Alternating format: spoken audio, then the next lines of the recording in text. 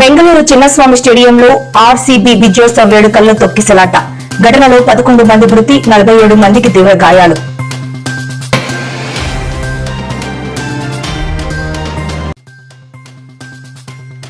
నేడు ప్రపంచ పర్యావరణ దినోత్సవం. ప్రజలకి పలు సూచనలు చేసిన తెలుగు రాష్ట్రాల ముఖ్యమంత్రులు.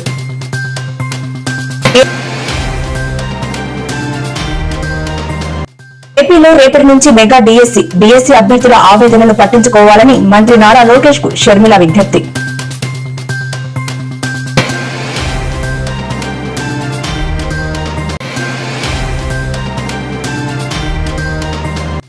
నేడు సికింద్రాబాద్ లోని ఆల్వాల్ పరిధిలో చెరువు కబ్జాపై హైడ్రా ఉక్కుపాదం. 3 భవనాలు నేలమట్టం చేసిన అధికారులు.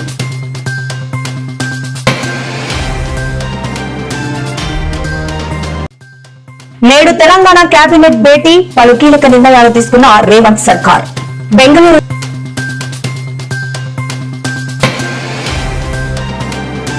ఆర్సీబీ జట్టు 18 ఏళ్ల సుదీర్ఘ నిరీక్షణ తర్వాత ఐపీఎల్ ట్రోఫీ గెలిచిన ఆనందం అభిమానులకు తీవ్ర విషాదాన్ని మిగిల్చింది. చిన్నస్వామి స్టేడియంలో జరిగిన విజయోత్సవ వేడుకల్లో అపశృతి చోటు చేసుకుంది. భారీగా తరలివచ్చిన అభిమానుల మధ్య జరిగిన తొక్కిసలాటలో 11 మంది ప్రాణాలు కోల్పోగా మరో 47 మంది గాయపడ్డారు. ఈ ఘటన యావత్ క్రీడాలోకాన్ని దిగ్భ్రాంతికి గురిచేసింది. బెంగళూరు చిన్నస్వామి స్టేడియం తొక్కిసలాట ఘటనపై స్టార్ క్రికెటర్ విరాట్ కోహ్లీ భార్య అనుష్క శర్మ స్పందించారు. ఈ సంఘటనపై కర్ణాటక డిప్యూటీ సీఎం డీకే శివకుమార్ తీవ్ర దిగ్భ్రాంతి వ్యక్తం చేశారు.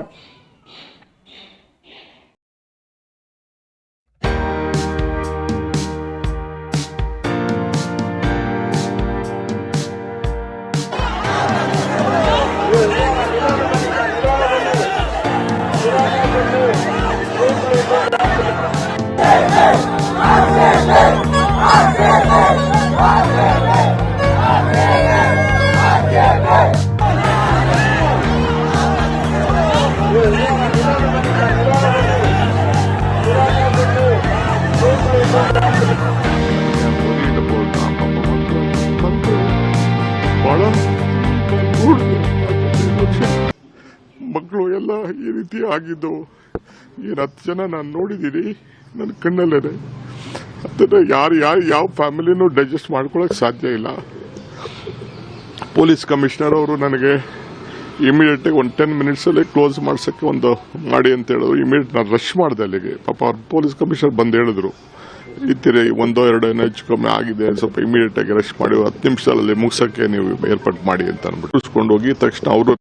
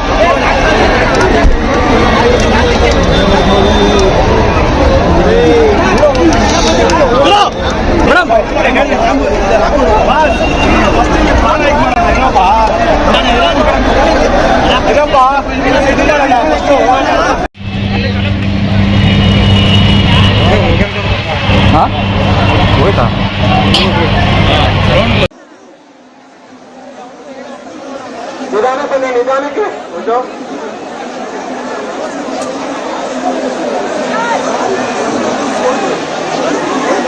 ನಿಮ್ಮ ಪ್ರಾಣಕ್ಕಿಂತ ಮುಖ್ಯ ದಯವಿಟ್ಟು ಕಾಯಿಲೆ ಕಳ್ಕೋಬೇಡಿ, ಎಲ್ಲರಿಗೂ ಬಿಡ್ತಾರೆ.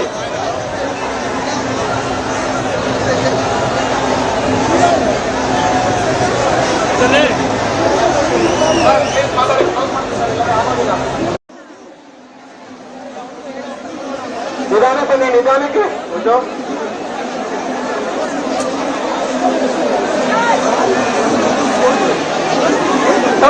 ಪ್ರಾಣಕ್ಕಿಂತ ಮುಖ್ಯ ಅಲ್ಲ ಪ್ಲೇಸ್ ನೋಡಿ ಡಿಪಾರ್ಟ್ಮೆಂಟ್ ಅವರು ಸ್ಟ್ರೈಕ್ ಮಾಡಿದ್ರೆ ನಿಮಗೆ ಮಾನ್ಯ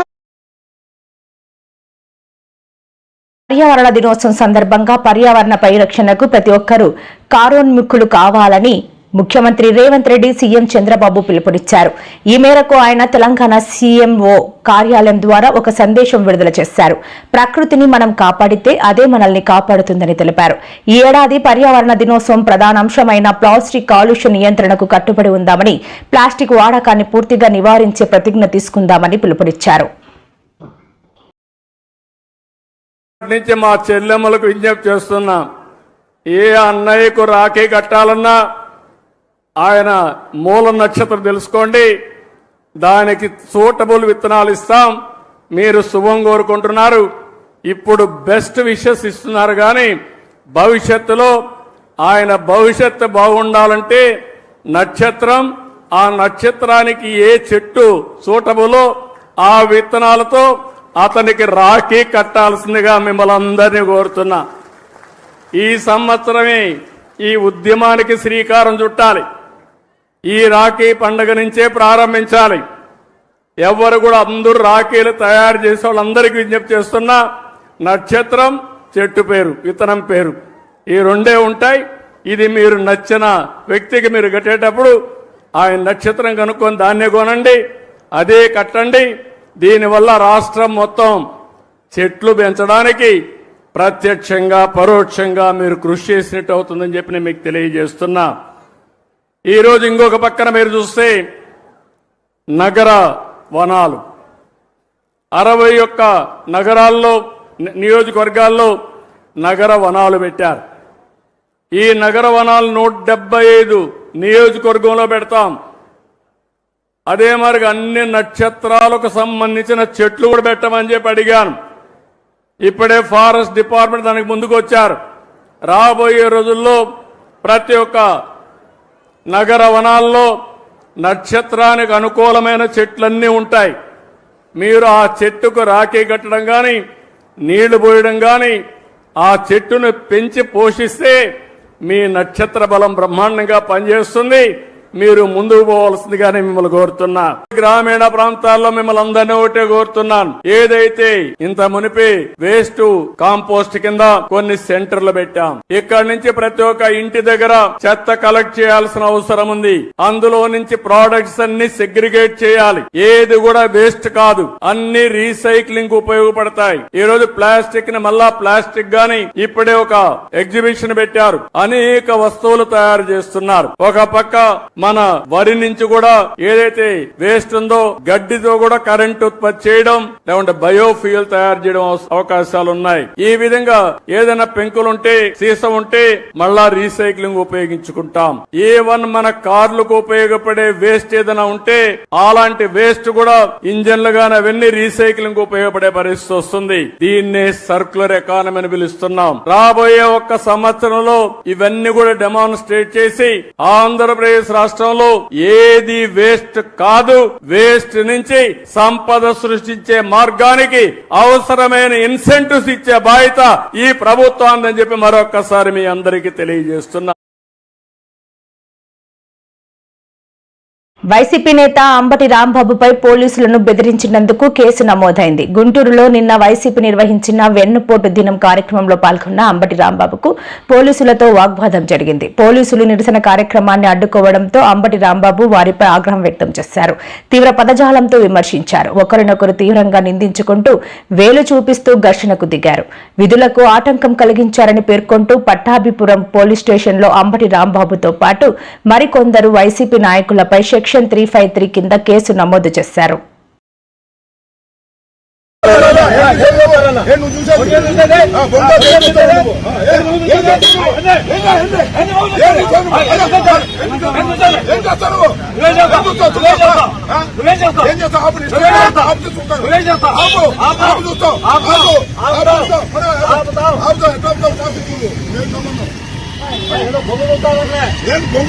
మాట్లాడు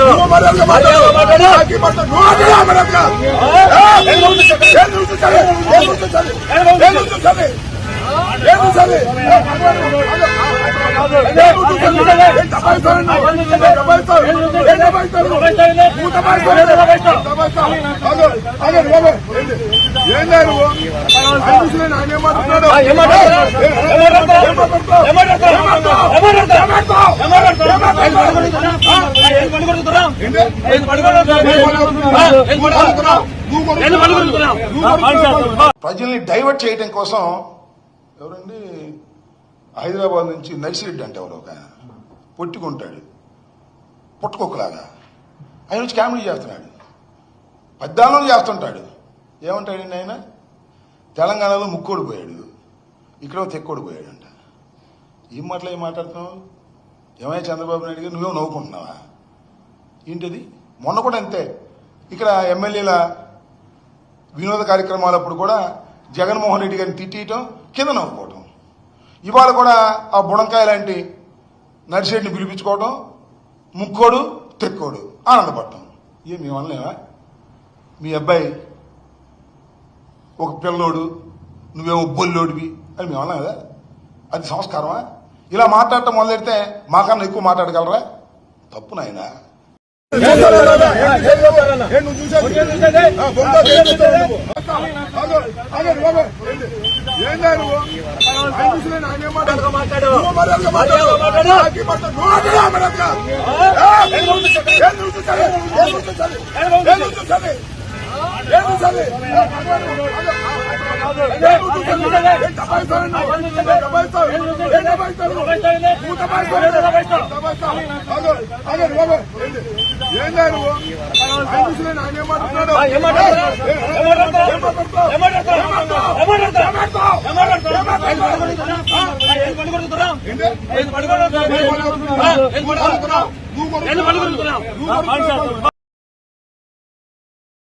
జనగామ జిల్లా దేవరుప్పల మండల కేంద్రంలోని ఆయా గ్రామాలకు చెందిన లబ్దిదారులకు ఇందిరమ్మ ఇళ్లు మంజూరు పత్రాలను అందజేసేందుకు కాంగ్రెస్ పార్టీ కార్యాలయం నుంచి తిరుమల గార్డెన్ వరకు కాంగ్రెస్ ఎమ్మెల్యే యశస్విని రెడ్డి స్కూటీ నడిపారు.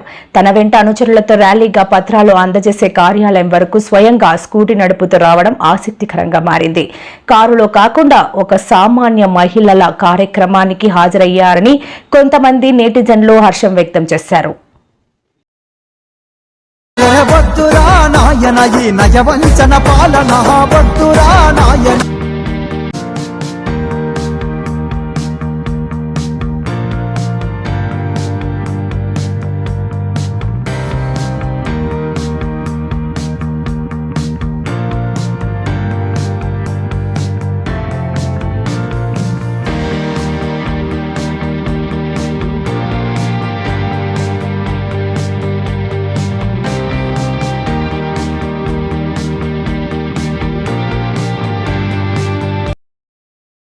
సికింద్రాబాద్ లోని ఆల్వాల్ పరిధిలో గల చిన్నరాయిని చెరువులో అక్రమంగా నిర్మించిన కట్టడాలపై హైడ్రా అధికారులు చర్యలు చేపట్టారు.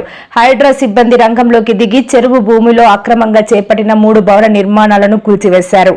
నిర్మాణదారులు అధికారులను అడ్డుకునే ప్రయత్నం చేయడంతో స్వల్ప ఉద్రిక్తత చోటు చేసుకుంది. గురువారం ఉదయం హైడ్రా సిబ్బంది భారీ బందోబస్తు నడుమ చిన్నరాయిని చెరువు వద్దకు చేరుకుని అక్రమంగా నిర్మిస్తున్న 3 నిర్మాణాలను యంత్రాల సహాయంతో నేలమట్టం చేశారు.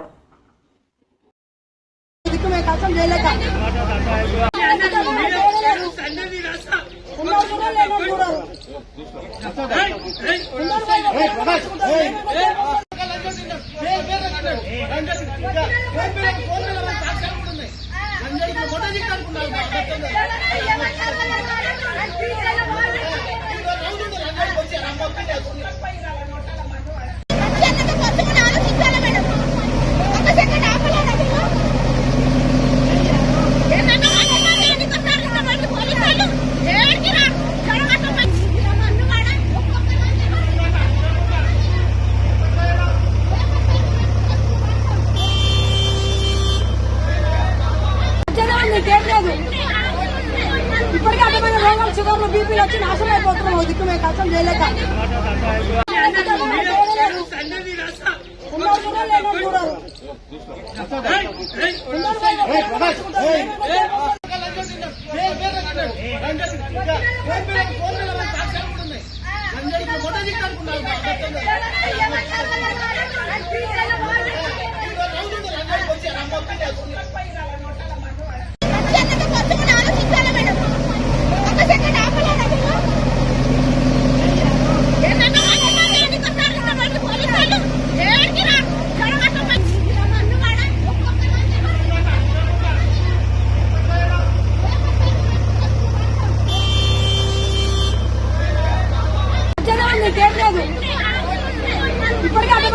షుగర్లు బీపీలు వచ్చి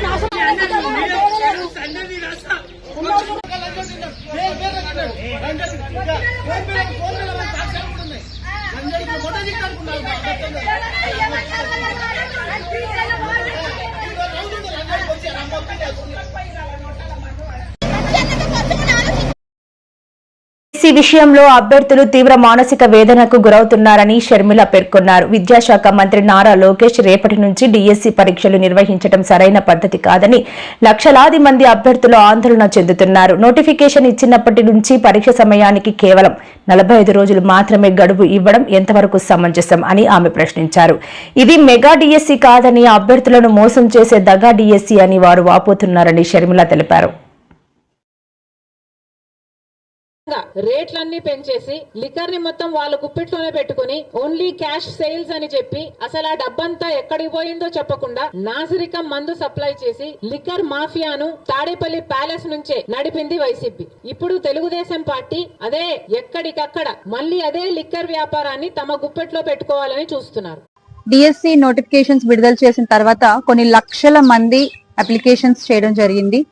త్వరలో ఆ ఎగ్జామ్ కూడా నిర్వహించబోతున్నట్టుగా కూటమి ప్రభుత్వం అనౌన్స్ చేసింది. అయితే ఈ డిఎస్సి పరీక్షకు సంసిద్ధం కావడానికి కనీసం 90 రోజులు పడుతుంది. ప్రతి ఒక్క సిలబస్ కి ఒక 5-5 రోజులు చొప్పున వేసుకున్నా కనీసం 90 రోజులు పడుతుంది అనేటువంటి ఉద్దేశంతో ఈ సంసిద్ధం అయ్యేటువంటి ఈ కాల పరిమితిని పెంచమని చెప్పి లక్షల మంది అభ్యర్థులు కూటమి ప్రభుత్వాన్ని అభ్యర్థిస్తున్నారు. కానీ కూటమి ప్రభుత్వం కించిత్ కూడా చలించట్లేదు.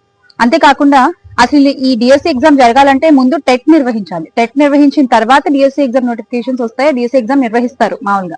మరి ఈ రోజున టెట్ నిర్వహించకుండానే టెట్ లేకుండా డైరెక్ట్ గా డిఎస్సి ఎగ్జామ్ ఏంటి అని కూడా అభ్యర్థులందరూ కూడా ప్రశ్నించడం జరుగుతోంది. దానికి కూడా కూటమి ప్రభుత్వం నుంచి ఎలాంటి సమాధానం లేదు ఈ రోజు వరకు కూడా. అంటే ఇంత లక్షలాది మంది అభ్యర్థిస్తున్నటువంటి అభ్యర్థనలని కూడా పట్టించుకోకుండా మొండిగా వ్యవహరిస్తున్నటువంటి ఈ కూటమి ప్రభుత్వం ఆ వ్యవహార శైలిని మార్చుకోవాలి. ఖచ్చితంగా ఈ డిఎస్సి అభ్యర్థులకి అండగా నిలబడాలి.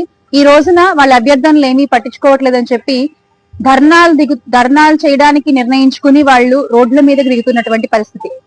ఎందుకని అలాగా అంటే 45 రోజులు ఇచ్చినటువంటి కాలపరిమితి సరిపోక కొంచెం దాన్ని 90 రోజులకి పొడిగించి ఆ తర్వాత ఎగ్జామ్ నిర్వహిస్తే బాగుంటుందని, అలాగే ఒకే జిల్లాకి ఒకటే ప్రశ్నాపత్రమే ఉండాలన్నటువంటి ఒక అభ్యర్థనని కూడా వాళ్ళు కుటుంబ ప్రభుత్వం ముందుంచడం జరిగింది. వీటికి వాళ్ళు స్పందించకుండా మొండి వైఖరిగా వాళ్ళు అనుకున్న రీతిలోనే ముందుకు వెళ్తున్నారు. దీనివల్ల చాలా మంది అభ్యర్థులు నష్టపోయే అవకాశం ఉంది. దయచేసి దీన్ని మరొకసారి కూటమి ప్రభుత్వం ఆలోచించాలి.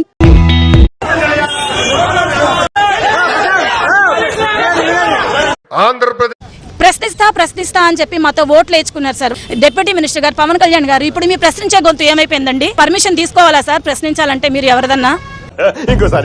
పర్మిషన్ తీసుకోవాలా సార్ ప్రశ్నించాలంటే మీరు ఎవరిదన్నా? మాకు అర్థం కావట్లేదు. ఇప్పటికే 3 చనిపోయారు. ఇంకొక అబ్బాయి కర్నూలు అబ్బాయి ప్రాణాపాయ స్థితిలో ఉన్నాడు. వీళ్ళందరికీ ఎవరు సార్ క్వశ్చన్ చేసేది?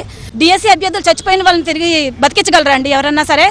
మేమేమో డిఎస్సి చల్లని నెంబర్లు ఇచ్చారు, వాటికి ఫోన్ చేస్తే ఎవరు రెస్పాన్స్ లేదు. ఈవెన్ ఎవరైనా ఫోన్ ఎత్తితే వాళ్ళు ఇష్టం వచ్చినట్టుగా మాట్లాడుతున్నారు. మీ అప్లికేషన్ నెంబర్ అంతా అని భయపెడుతున్నారు సార్ అందరినీ. ఎప్పటి నుంచో ఉంది.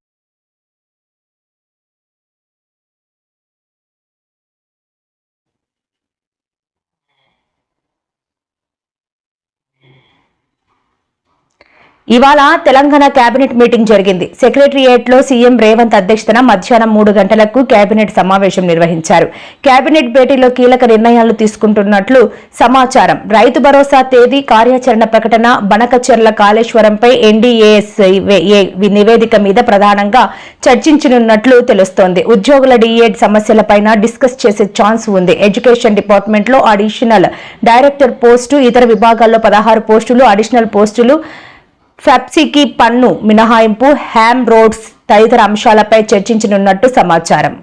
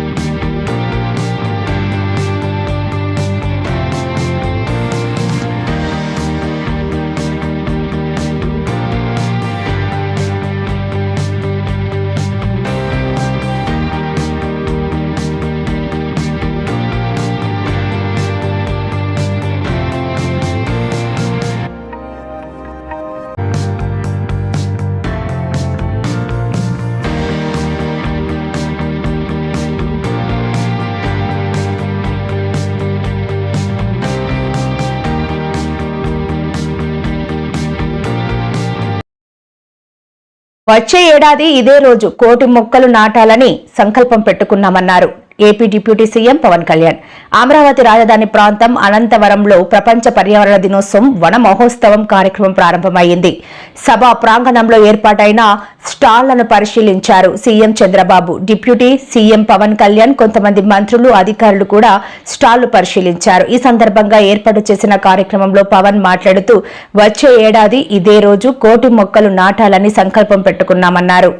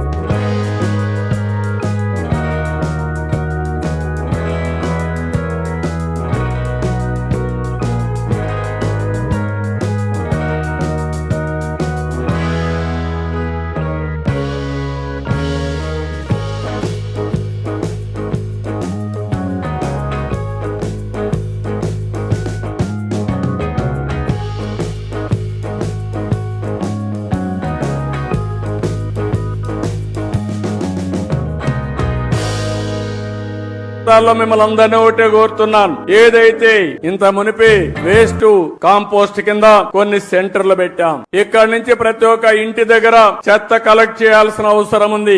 అందులో నుంచి ప్రోడక్ట్స్ అన్ని సెగ్రిగేట్ చేయాలి. ఏది కూడా వేస్ట్ కాదు, అన్ని రీసైక్లింగ్ ఉపయోగపడతాయి. ఈ రోజు ప్లాస్టిక్ ని మళ్ళా ప్లాస్టిక్ గాని ఇప్పుడే ఒక ఎగ్జిబిషన్ పెట్టారు. అనేక వస్తువులు తయారు చేస్తున్నారు. ఒక పక్క మన వరి నుంచి కూడా ఏదైతే వేస్ట్ ఉందో గడ్డితో కూడా కరెంట్ ఉత్పత్తి చేయడం, లేకుంటే బయోఫ్యూయల్ తయారు చేయడం అవకాశాలు ఉన్నాయి. ఈ విధంగా ఏదైనా పెంకులుంటే, సీసం ఉంటే మళ్ళా రీసైక్లింగ్ ఉపయోగించుకుంటాం. ఏవన్ మన కార్లకు ఉపయోగపడే వేస్ట్ ఏదైనా ఉంటే అలాంటి వేస్ట్ కూడా ఇంజన్లు గాని అవన్నీ రీసైక్లింగ్ ఉపయోగపడే పరిస్థితి వస్తుంది. దీన్నే సర్క్యులర్ ఎకానమీ అని పిలుస్తున్నాం. రాబోయే 1 సంవత్సరంలో ఇవన్నీ కూడా డెమాన్స్ట్రేట్ చేసి ఆంధ్రప్రదేశ్ రాష్ట్రంలో ఏది వేస్ట్ కాదు, వేస్ట్ నుంచి సంపద సృష్టించే మార్గానికి అవసరమైన ఇన్సెంటివ్స్ ఇచ్చే బాధ్యత ఈ ప్రభుత్వాన్ని చెప్పి మరొక్కసారి మీ అందరికీ తెలియజేస్తున్నా. ఎందుకు నేను ఈ మాట వాడుతున్నానంటే ఇది ఎవ్వరికి అనుకుంటూనే ఉన్నాం, శ్రద్ధ పెట్టడం లేదు, ప్రభుత్వాలు పాలసీలు తేవడం లేదు, మీరు కూడా పట్టించుకోకుండా మన అనారోగ్యానికి మనమే కారణం అవుతున్నాం. ఈ రోజు ఈ యొక్క రీసైక్లింగ్ సర్క్యులర్ ఎకానమీకి ఇప్పటికే 87 మున్సిపాలిటీల్లో 157 RR సెంటర్లు కూడా ఏర్పాటు చేశాం. ఇదే కార్యక్రమానికి రాబోయే రోజుల్లో 17 కార్పొరేషన్లు వచ్చే జూలై 5 నాటికి, ఇప్పటికైతే అక్టోబర్ 2కు 17 కార్పొరేషన్లు వస్తున్నాయి. వచ్చే ఏడాది జూన్ 5కి మొత్తం రాష్ట్రాన్ని సింగిల్ యూజ్డ్ ప్లాస్టిక్ రహితంగా మారుస్తాం. ఇలాంటి కార్యక్రమాలతో ముందుకు పోతున్నాం.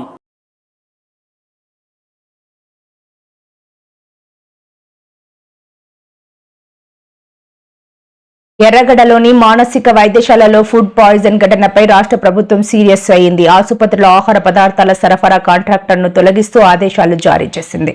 అంతేకాకుండా ఆర్ఎంఓ డాక్టర్ పద్మజను సస్పెండ్ చేసింది. ఎర్రగడ్డ మానసిక వైద్యశాలలో ఫుడ్ పాయిజన్ ఘటనలో ఒకరు మరణించగా చాలా మంది అనారోగ్యానికి గురయ్యారు. ఈ ఘటన తెలంగాణ వ్యాప్తంగా కలకలం రేపింది. 92 మంది రోగులు అనారోగ్యానికి గురయ్యారని మంత్రి దామోదర రాజ్ నరసింహ తెలిపారు. డైట్ కారణంగానే ఈ ఫుడ్ పాయిజన్ జరిగినట్లుగా తెలుస్తోందని అన్నారు.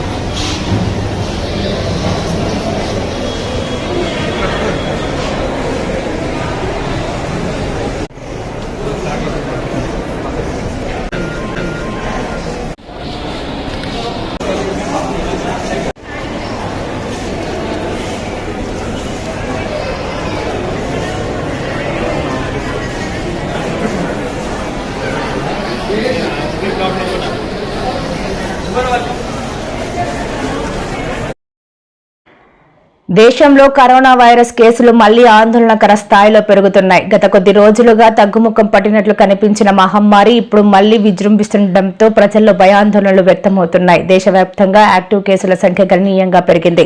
మరణాలు కూడా నమోదవుతున్నాయి. కేంద్ర ఆరోగ్య మంత్రిత్వ శాఖ వెల్లడించిన వివరాల ప్రకారం నిన్నటి వరకు 4,302గా ఉన్న యాక్టివ్ కేసుల సంఖ్య ఈ రోజు 4,866కు చేరింది. గత 24 గంటల్లో దేశవ్యాప్తంగా 7 కోవిడ్ కారణంగా మరణించారు.